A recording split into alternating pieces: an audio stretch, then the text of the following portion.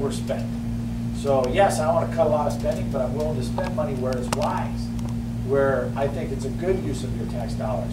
And making sure there's enough water in California to not only provide drinking water, not only to protect the delta, which I think is very important and necessary, but also to make sure our agricultural industry in California is strong and has all the water they need. Those three things need to be satisfied. And that is done by increasing the supply through the ways I just said. Oh, and desalinization for places like San Francisco, San Diego, LA, that's a way we can increase drinking water supply and have a reliable source of water, especially in times of drought. Or, we talk about catastrophic, what happens if the levees fail because of an earthquake in the delta and all that water going south, now it's contaminated with salt water. What do? Well, if we got desalinization plants cooking, they're going to have the drinking water they need while we figure out how to fix what happened after the catastrophe up here. No big deal. I mean, we can do it. Cost some money, but money well spent. Okay, so I am very deliberate in letting you know what I think, what I feel, why I'm running. I will tell you as we open this up to questions in just a few minutes that one of the best ways I become your congressman is by hearing your questions. Because these are some of my principles. These are some of the things I want to go fight for and work on. And I'm hoping to earn your vote to do that. But now there's a whole lot of other things that I need to hear from you so I can represent you on those issues. So we'll talk about those in a sec. But let me click the next one here. Transitioning now from all that exciting stuff, that's what I want to do is solve problems for you. Let's talk about how to get there. Is there any hope? If you like what you've heard and you're thinking, hey, yeah, I want to send that guy. Well, let me give you some hope on how that's going to happen. This is our new district. And if you remember, I ran in 2010, and I lived in Vacaville down here, and that district went all the way this way, to the west, all the way to Richmond. Very tough district as a Republican to win it. We did pretty good though, I'll talk about that in a second. The new district now that I live in, Vacaville right here, here's John Garamendi's house. See that, John Garamendi, right there? That's his house down there in Walnut Grove. It's like they carved him in and carved me in. Good, great. Anyways, it's a little bit of Sacramento County, half of Solano. The most of the votes are down here in Solano County. 126,000 voters are in Solano County for this district. You come up to Yolo, all of Yolo, Sacramento's maybe 20,000. Yolo's about 80,000. Yuba, Sutter's about 40,000. Yuba's around 20. Calusa's 7,000. About 10 to 13 in Glen, and then I don't know how many in Lake because they cut it in half. But this is all of our district. And the redder it is, the more they vote for Republican. If this district was a district in 2010, its voter registration is 42% Democrat, 33% Republican, a slight advantage. Now remember I ran in District 7 against George Miller with Vallejo and Richmond. It was a 59 to 20 Democratic advantage. So I'm thinking 42 to 33 is not bad at all. But when you break it down a little further, you see that in this district, it voted for Carla Fiorina, the Republican, 46 to 45 over Barbara Boxer. So it voted conservative, Republican. Now Meg Whitman lost, so it's not a slam dunk for anybody. Assembly members, if this was the district in 2010, California Republican Assembly members would have beaten their Democrat opponents 47 to 41. Now, one more number I'll throw at you. Remember, I love numbers, so if you don't, just give me a break. But Congress, the Republican congressional candidates, which I was one of, if this was one Republican in CD3, which it will be in November, one Republican versus one Democrat, John Garamendi, the Republican would have lost by a mere 1.5%, 45.5 to 47, which in a race of about 220,000 votes is about 3,300 votes. You only got to swap 1,500 to 1,700 voters to win this race. Now, what did I do in 2010? Why do I think I can do it? Why do I think I can swap 1,500 voters in our district and change their minds to vote for me instead of John Garamendi? Why do I think that? Well, let me tell you why. Because I love this story. We started out in 2010, I call it the 5 snowflake snowball. My wife, my 3 kids, and myself started in January 2009 at the top of the hill, and we started rolling down, gathering more snowflakes little by little, coming down the hill. And we built a tremendous grassroots team of over 800 people, and there's a couple of them right sitting there and more in the back that helped us on that process. Over 800 people raised their hand and said, Rick, I want to help you get elected. About 1,000 donors at about an average of $100 a piece, which is unprecedented for George Miller's opponent. People got on board and got excited. Now that's one thing. We can build a great grassroots organization, which is what it's going to take to win. Next, down here in Vacaville where I live, George Miller always won Vacaville. And in 2008, he won in Vacaville over the Republican candidate 54 to 40% by about 5,000 votes. In 2010, running this kind of election, although we're smarter now and bigger and better, because we learned, in 2010, I beat George Miller 57 to 43%. I beat him by 4,000 votes. I swapped 9,000 votes in just Vacaville alone. And remember, we only got to swap 3,000 to beat Garamendi. And we did 9,000 at Vacaville alone. Now, how did I do that? Why am I special? Because my wife loves me. Because Jesus loves me. That's why I'm special. Why was I able to swap these votes? Because I am a Republican and a proud Republican. But I'm an American first. And I could care less about party when it comes to my country. We need to solve problems for all Americans. When I talk to Democrats, decline the states, first of all, that's my attitude. Second, as they ask me, what party? Republican. And the door starts to shut. I say, wait, time out now. No, give me a chance. I go, let me let you know. You know, I grew up on welfare. What?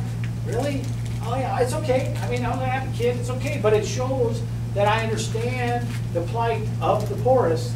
You know, wasn't homeless, thank God, but was on welfare. So I get it. And I've lived that American dream. Why I'm so motivated, so passionate to try to save this American dream, because I've lived it. And I want to make sure it's there for my kids and yours. But again, I digress. So then I say, oh, by the way, I'm a union member. As an airline pilot, I am a union member. And I am pro-union. Well, what does that mean? Well, you know, card check is something that as a laborer, I think is wrong. I want my secret ballot. That's protection to me from both sides. But when it comes to thinking about what is pro-union, you have to be pro-job to be pro-union. And when you start talking to your fellow union members about that kind of stuff, they get it. And I'm in the middle of airline contract negotiations right now with United's management. And unfortunately, my company is a perfect example of why you need unions, because you have management that would make you work for free if they could. They charge you. Yeah, they would charge you. So you need a union. So, okay, so you're a union member, you grew up on welfare, and they kind of scratch your head. Are you sure you're a Republican? Yeah, I'm a Republican.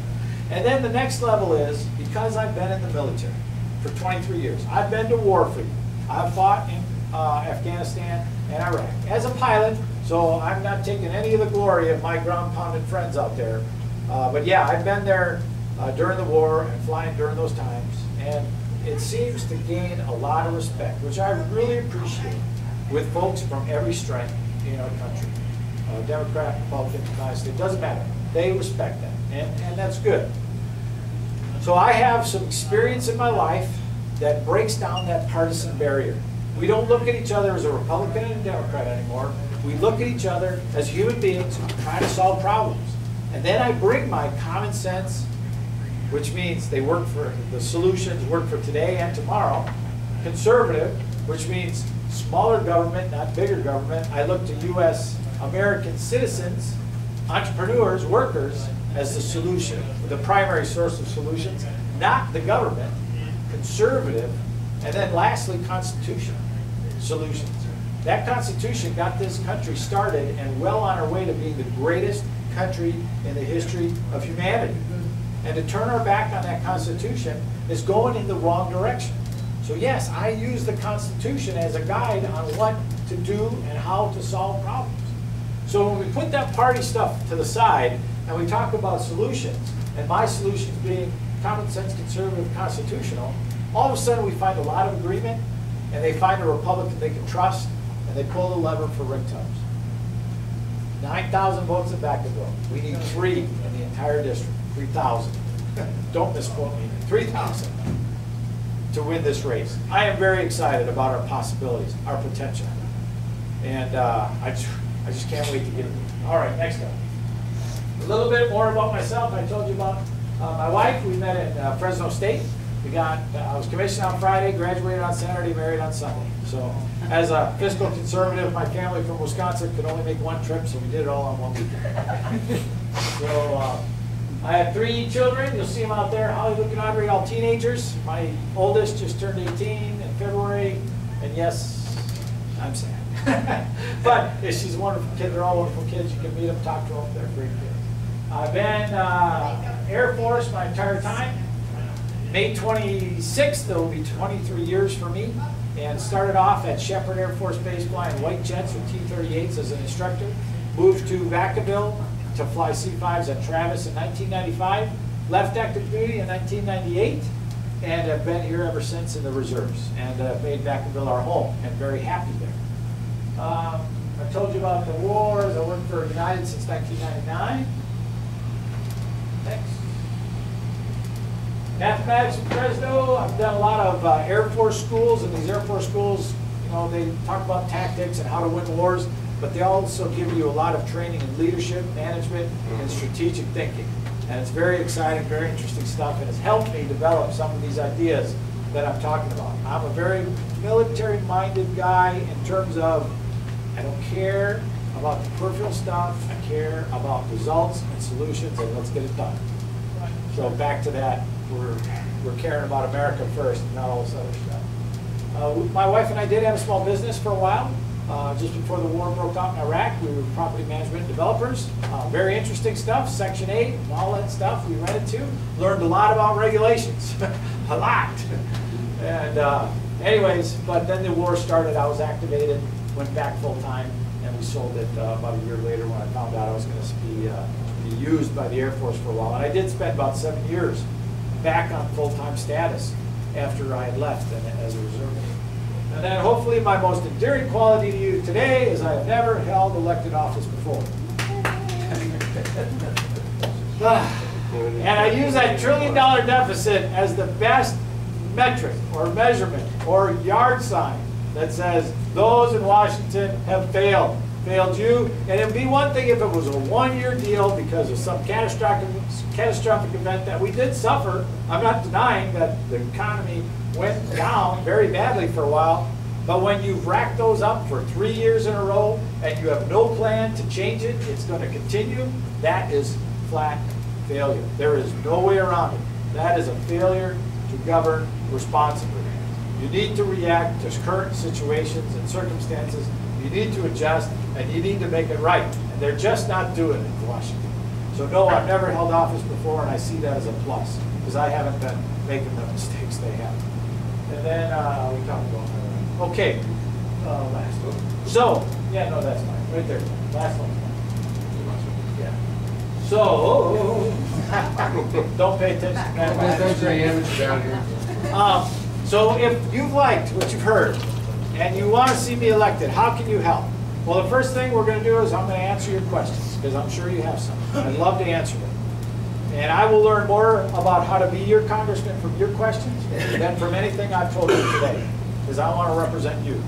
Next, a vote. Make sure you vote in this primary. Please, make sure, tell your friends, get them to vote. Fill those ballots out and send them in. Don't let them sit there. Or make sure you show up at the polls. Next, volunteer. Remember that small snowflake? As we did these town halls last time, we collected a lot of volunteers, and they all helped. And I'm walking in Vacaville this week, delivering flyers to doors, making phone calls, inviting them to my last town hall next Saturday before the primary. So if you have some time over this next week, and you wouldn't mind making a 50 or 100 phone calls, just invite people out, or you wouldn't mind walking in the heat. Yeah, I was walking yesterday. It's hot. Bring your water. Please sign up. We got sign-up sheets. Help me out. If you have some extra money, don't take food off your table. If you have some extra money and you are in the place where you can write me a check today or throw me a little extra cash, it does take money to run these things. My family and I invested quite a bit of our own, and we're modest middle class, so it's a big sacrifice. Happy to do it. But if you could help out and write a check, 50, 100, whatever you can, up to 2,500. Anybody here that can do that? Talk to me afterwards. But if you can throw me something that would really help us in getting this message out. And then I always do ask for your prayers. That is probably the most important thing you can do for us. Just make sure you're praying for my family and all the things that need to get done for this. So with that, I'm going to finish up talking, and I'm going to start answering your questions. Please, what do you got? Sir, in the back. I got a twofold question. What do we do about our homeless vets? And also, I made a promise to a dear friend. Don't go away. Don't go away. I made a promise to a dear friend that his mom is the wife of a decorated soldier in World War II. She's failing in health, and she can't seem to find any answers. How old is she? She's 86. Yeah. Well, let me answer your first question first. Now, how to balance a budget? And I talked about some of the details. But general philosophy, how to balance a budget. You prioritize your spending. What is most important, second, third, fourth, fifth, all the way down the line. Then you put some effort in and stretch every dollar as far as it will go. Then you draw a line. Where you can afford above the line, what you can't afford below the line. And you say no to the things you can't afford. When you talk about homeless vets, the number one priority of any government, federal government, has got to be national security, defending the homeland. That is the number one priority. Doesn't mean you dump every dollar into it, but when you talk about cuts and spending and what you need to prioritize, national security is number one. Number two priority for me is vets. Yeah. Why? Because we have to take care of our vets to make sure we're taking care of our national security. If we're not taking care of our vets, and that is money well spent, I will spend your tax dollars on taking care of vets because I think it's wise use of it. Your national security is taken care of when your vets know that they're taken care of. Okay? Homeless vets, there are a lot of ideas, and I'm working with Mike. Where'd he go? Did he leave? Mike! Did he go on the phone? Oh, he went to the restroom. Sorry. I embarrassed him. Make sure we all applaud or something. You still might be on the phone? Yeah. But anyways, Mike is a vet, a Navy vet like me, and I'll tell you more about Mike when he comes back in. But anyways, we're working on a private enterprise to, you know, when you come back from war and you're, whether it's PTSD, you know, mental disability, because, you know, combat sucks. That's military speak. Or you're actually, you know, lost a limb or somehow, you know, injured, wounded, whatever. You come back, you get your medical treatment in a hospital. Then you go to like a halfway house to help you learn how to live again with whatever disability you have. And then they cut you loose. And a lot of times you don't have job skills, you aren't prepared to go out into the private sector yet, you're not ready.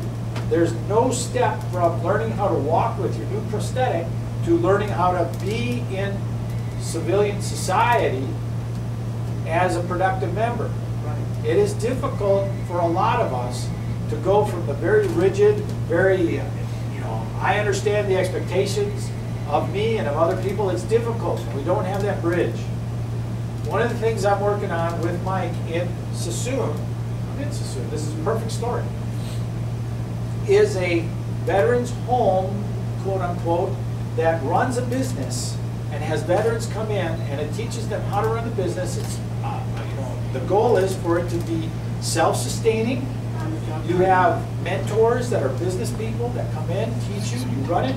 We don't know if it's going to be dry cleaner or candy store, you know, something that is going to make money. We're going to teach vets how to run a business, and then when, you know, their internship is up, help set them up. Now that's a private side. Now on the federal side, again, prioritize it number 2. Straighten out the VA system to where you're not waiting 12, 18, 24 months to find out what your disability is. Maybe it's 0, maybe it's 100, maybe it's somewhere in between, but get our vets an answer so they can know how the rest of their life's going to be, so they can get out there and make some good decisions. Quit delaying it. When you're left in limbo and you're trying to make that transition from active duty to civilian life, you start to get lost. And a lot of our vets are on the street because they don't have those tools, they don't know what's going on, and now they're unemployed, they don't have a family support system or whatever. Their family, which was the military, is gone.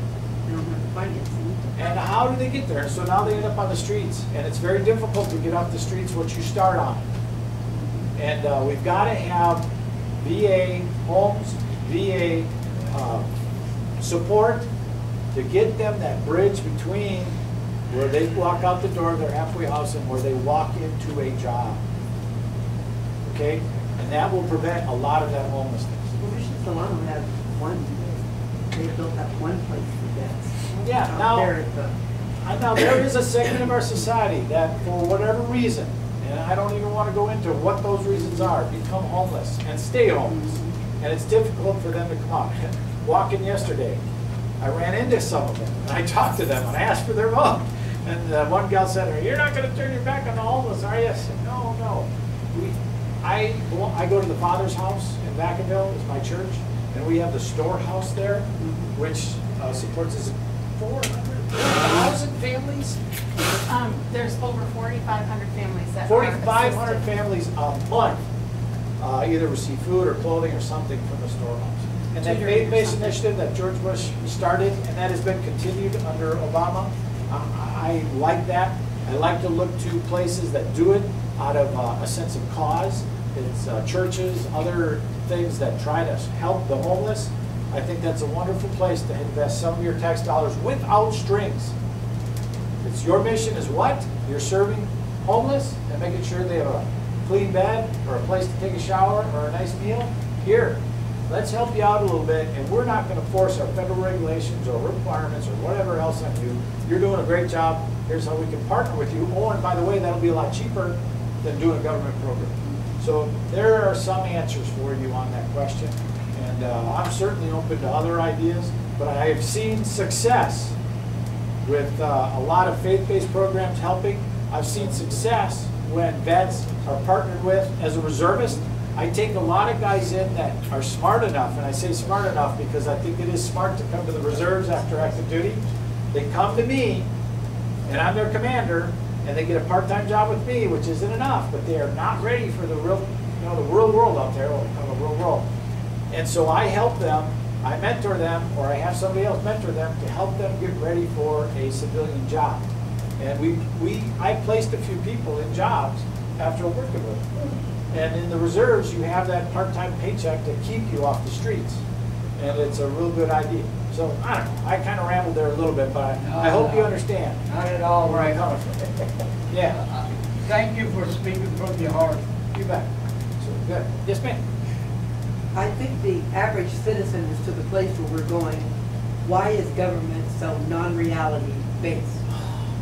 The decisions they make are bizarre, and they have nothing to do with what needs to really be done in a way that really meets the need.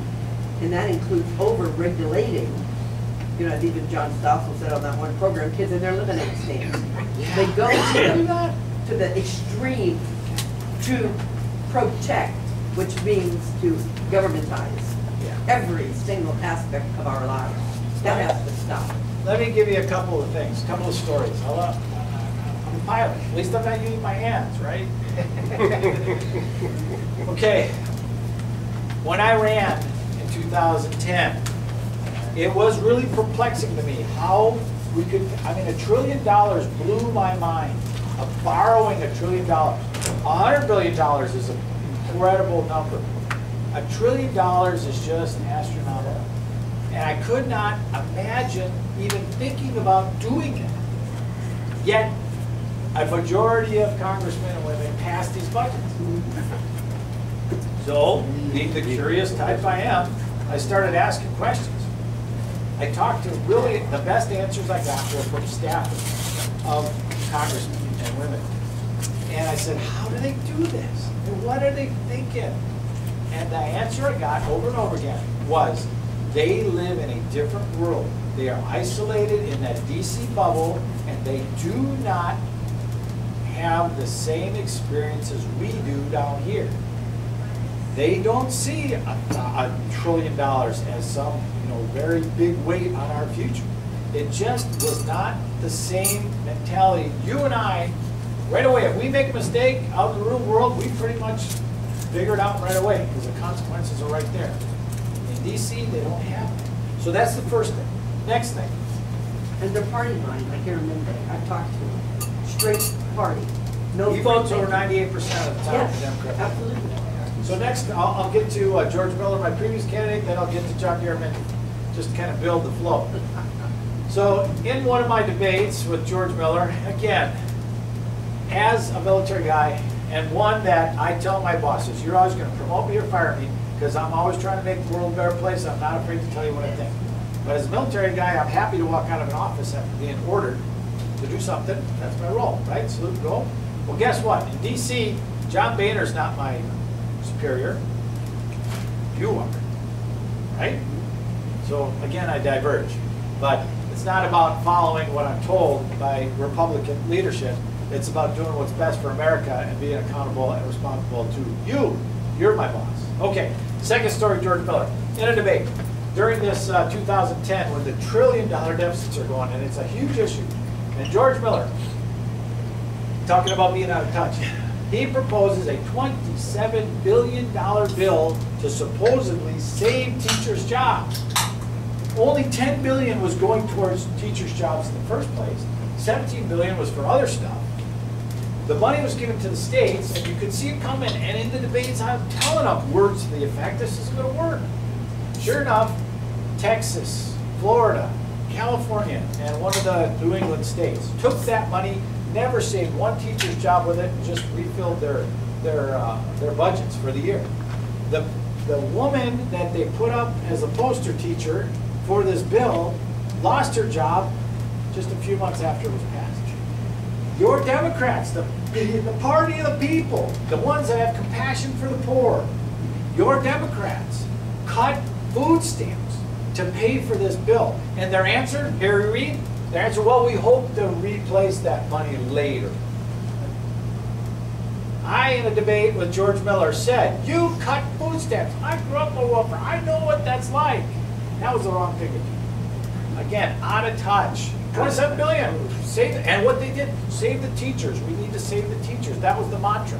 They didn't save teachers, but they borrowed another $27 billion. If they would do a better job at expanding on what they say they want to do in order for it to happen, they just start with the save the teachers, and everybody goes, I want to save teachers, but nobody explains exactly how this would. So I would hope when you're there, that if you have something like that, you would expand and explain And how it happens and how it affects us. do you want to hear my Garrett story first before you answer? Sure. Okay. Next, John Garrett. And I want to say something about John Garrett. I've met him several times. A gentleman, Yes. someone I respect, someone that I think is honest in what he's trying to do. Disagree with him on several things, but I do want to say that about Congressman Garrett before I start beating him up. Okay? Just so you know where I'm coming from. His big thing right now is make it in America. If we're spending tax dollars, we should be buying American. We should. You know, that's save the teachers. We should, They were made in America. right? Save the teachers. Borrow $27 billion. Make it in America. If you're spending tax dollars, make sure you're spending in America. Great tagline. Yes. Great idea. Makes sense. Let's vote for John. Okay, why do governments, agencies, federal, state, local, not buy American? Why would they not? Because it's cheaper. Huh! Thank you. You get it. Because they're wise stewards of your dollars, or trying to be. And so instead of saying, let's spend more of your tax dollars on overpriced American stuff, which is, that's blasphemy, right? Regulation, yeah.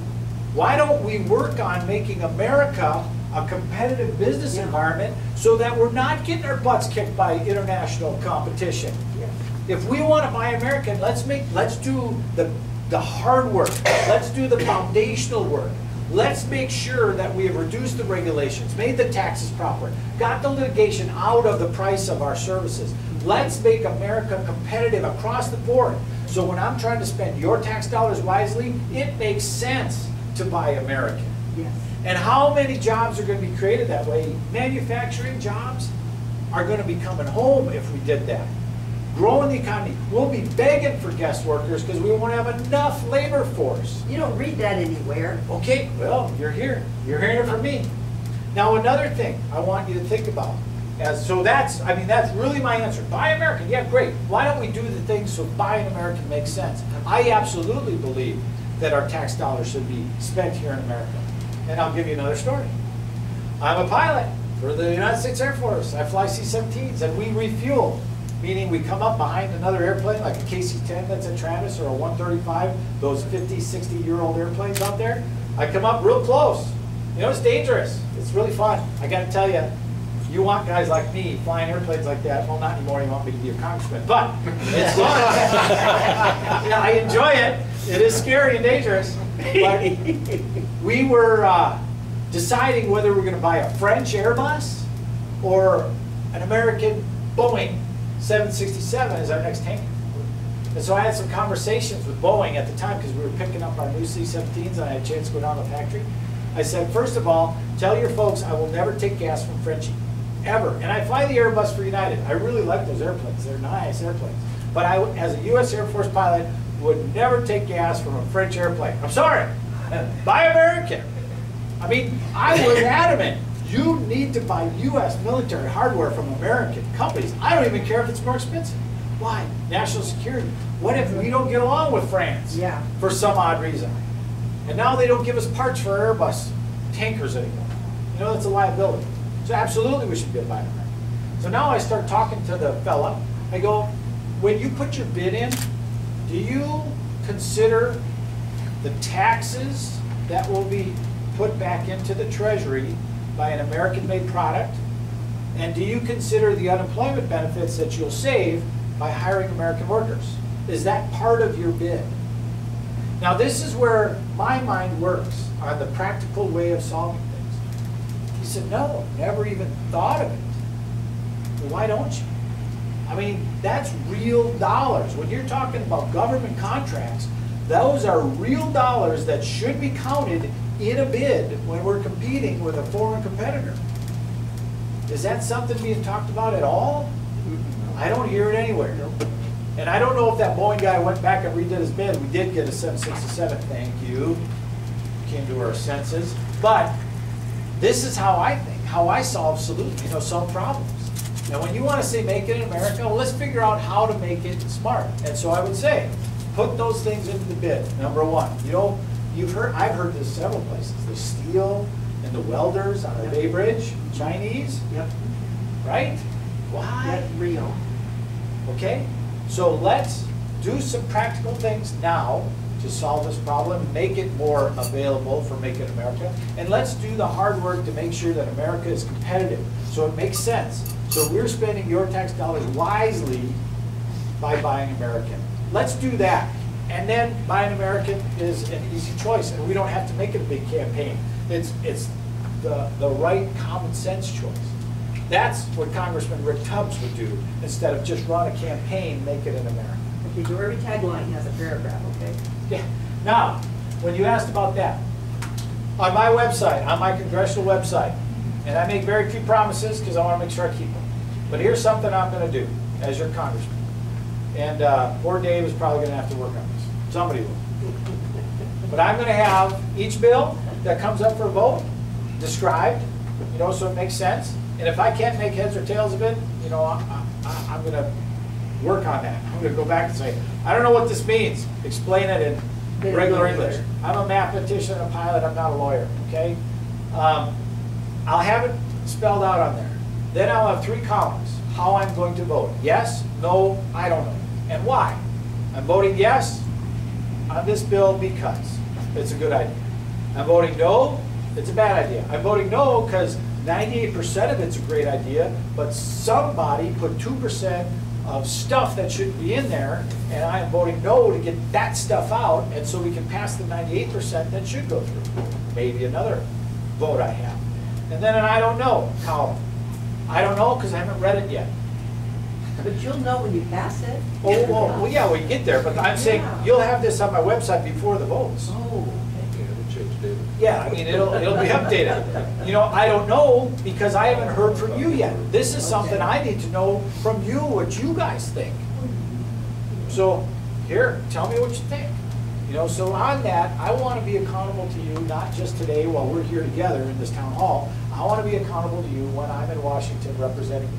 And that website will be one of the ways that I do it, and to you know, have some, you know, common sense or easily understood dialogue back and forth. What else you got up there? Les? Hey, I got a couple of things. When you brought up the veterans and emergency services, I've been treated like $1 million. I haven't been to the VA clinic here in a few years. I gave up. You have to have an appointment. You go to a doctor's office anywhere in California, there's 7 or 8 people outside waiting their turn to be seen. There's nobody in there. It's like an hour-and-a-half appointment. So those doctors are seeing 7 or 8 people in the clinic. Anywhere else in our country, the lobby's full and they're bringing you in. You're following what I'm saying? If I go to my pain management doctor, the lobby's got 7 people in it. Okay. You go there, they got rows of chairs like this, there's nobody in them. They might see 8 people a day at the VA clinic. That was my past experience. I can't say it was still that way, but that was pretty sad to me. David Grant for heart problem, $1 million treated fine. Yeah. Major for a problem, treated fine. But that clinic is still run that way. It's not running the proper way. So you get more veterans coming through it. So that's something maybe you can look at. It sounds like a big waste of money to me. You have a program, you're not utilizing it. That would be a plus job. All I have to see, 8 people today, and 5 of them aren't going to show up, so, you know what I mean? Now here, let me stop you there just so I can answer that directly. Here's a great example of how coming to these town halls, I get to be a better congressman. I was unaware of what you're talking about. You bring that up to me, give me some specifics, times, dates, where, and now I, as your congressman, can come down and say, what's going on? I've got a constituent that here's his complaint. Tell me what you're doing. You know? That would be real simple for you to do when you go into the basic stuff. Go right to the clinic during business hours and see if there's anybody in the waiting room. Yeah. There's not even anybody at the counter. Yeah. So, I mean, that's a great example of how I can be responsive to you on this stuff, because there is no excuse. And why are some places better than others? Let's learn from each other and up our game everything. Hey, let's don't stop, but I don't know what Mike's got going on, and I should have said this right afterwards, but forgive me. I want to introduce Mike Hudson. He is your vice mayor of Suisun. And yes. And let me just say a couple of words about Mike, and then I'll give him a minute or two, and then we'll get back to the question. Mike Hudson is running for state assembly here, AD 11. And I need, as your congressman, partners in the assembly here in California to get some of these good, common sense, conservative, constitutional things through. Mike is a businessman in the community, runs a website hosting business. He knows what it's like to deal with regulations, deal with government, and how to create jobs. He's somebody that will be an honest broker, somebody who will help California be great and turn back some of this craziness that California is going through, and why businesses and jobs are leaving at record paces all the time. So I want you to know I'm endorsing Mike, and as you vote for me, I'm asking you to go ahead and that one level down next, Assembly 11, excuse me, I want you to vote for Mike as well. And I'm going to give Mike just a minute or two here and to talk to you. Thank you. How y'all doing? Thank you so much for coming out and supporting Rick. Rick's a great patriot. He's somebody I look up to. I believe that he's a very honorable man. When he says he's going to do something, he does it, and I trust Rick. And I hope you will too. He's an honest man. A couple updates about my campaign. I've been endorsed by Contra Costa Times, the Sacramento Bee. I've been predicted to win my primary race in Assembly District 11 by being the top vote getter. They're predicting 35% of the returns for me. So life's good. That doesn't mean we sit back. I need people calling. I need sign locations. We have 100 signs coming out right now, And I need 50 of them in Solano County and 50 of them in Contra Costa County. Okay? I've got a wonderful group of people that are helping me with my campaign, and they're going out there and putting tons of hours in. We're doing lots of things on the internet. We've got people that are volunteering for our social media. We've got people, we're flush. I gotta tell you, we've got some really great people helping us, but you can help too, okay? George, we talked about phone calls and things like that. You got our phone list or our scripts, and Nancy, you know, we'd love to have you there too. We've got a great race here, but this race is important for a couple of reasons. There's a big union battle going on in Assembly District 11 right now.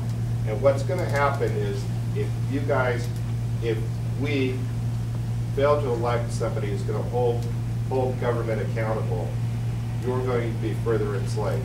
Let me tell you, there's going to be a lot of debts. Right now, the state of California is paying their mortgage on their Visa card, and that's a bad thing. All right, your kids are going to be paying back that debt, and they're going to be paying it back tons of times. A couple examples: high-speed rail.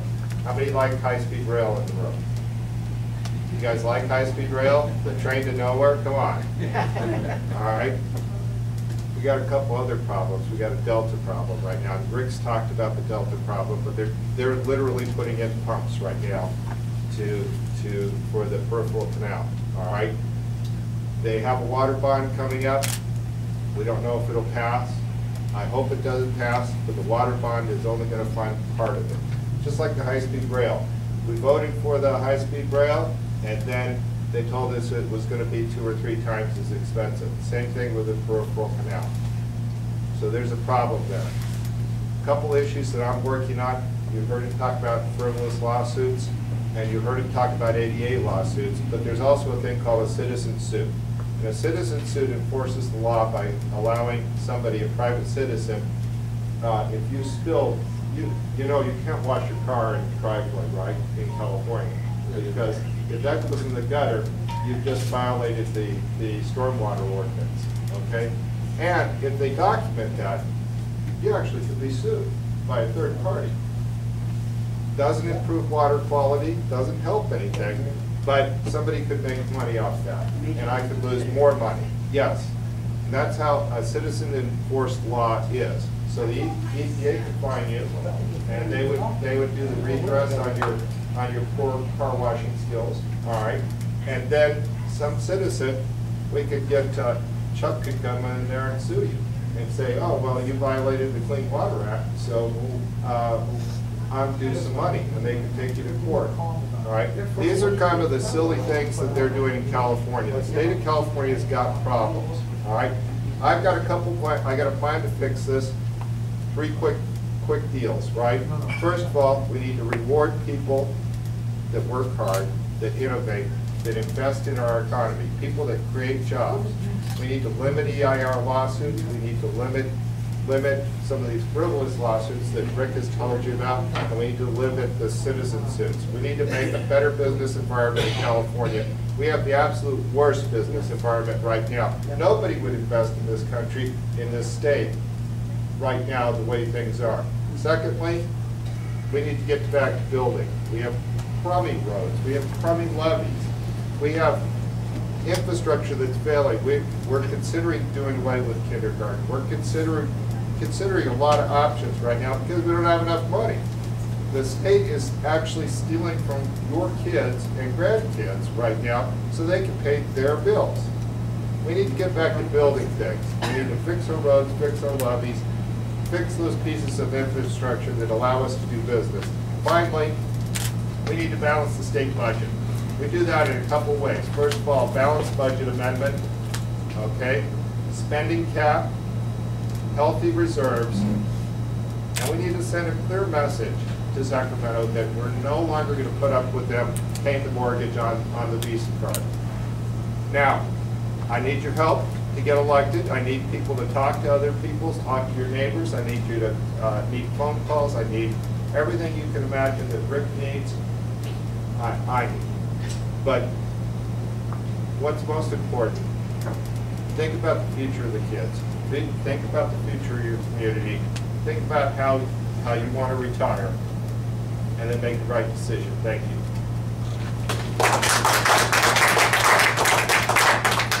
Yeah, see, a lot of state problems are federal problems.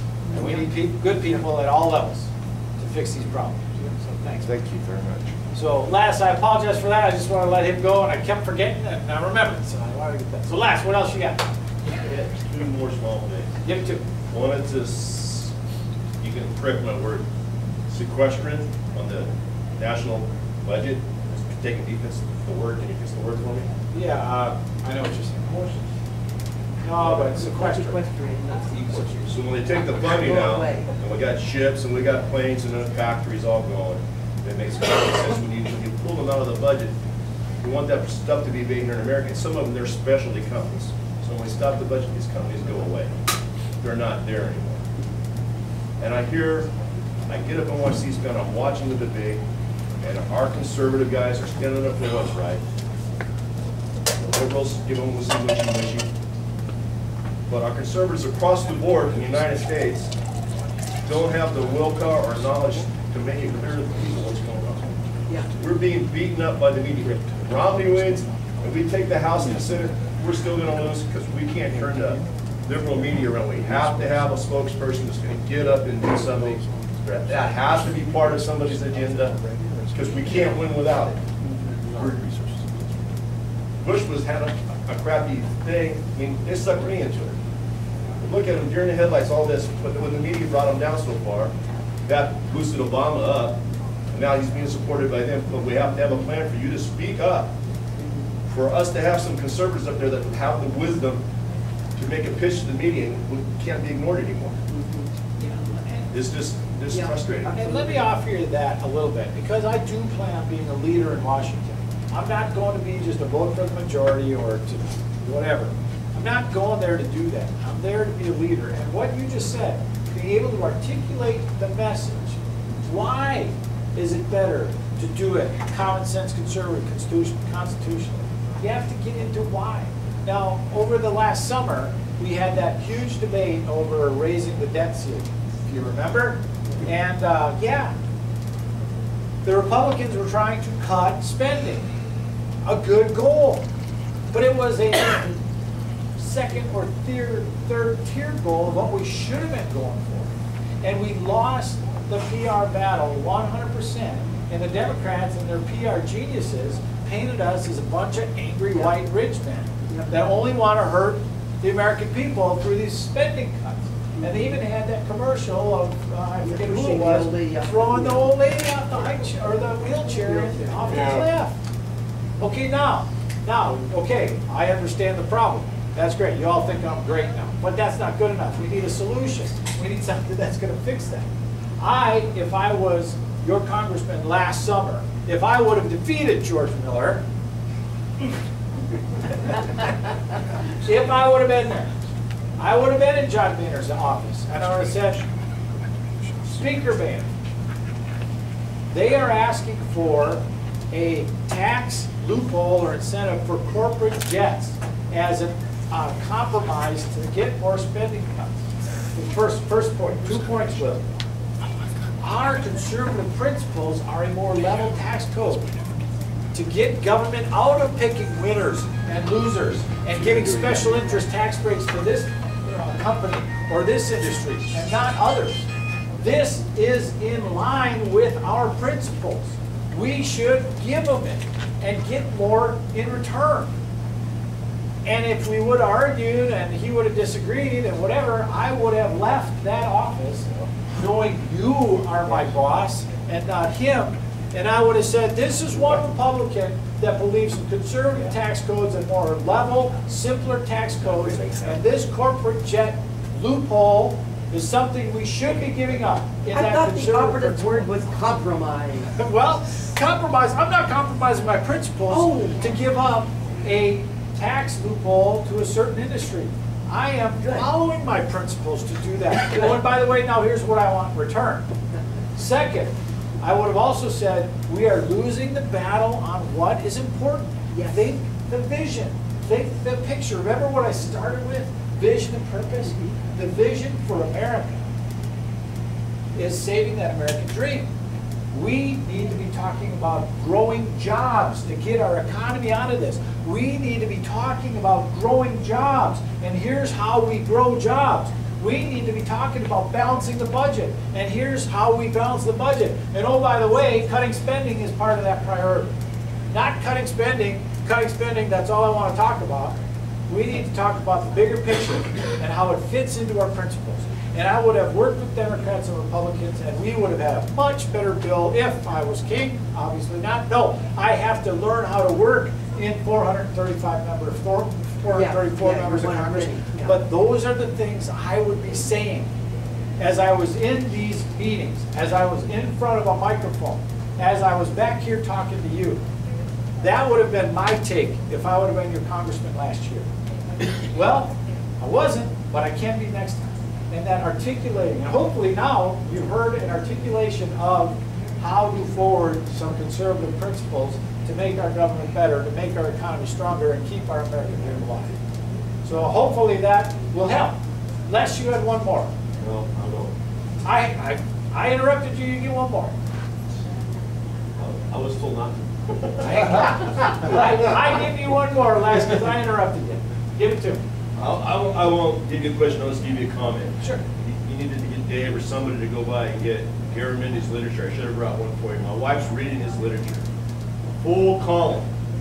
It should be made in America. It should be made in America. And this is what? But no way to make it in America. Just the points that you said. Yes. No meat.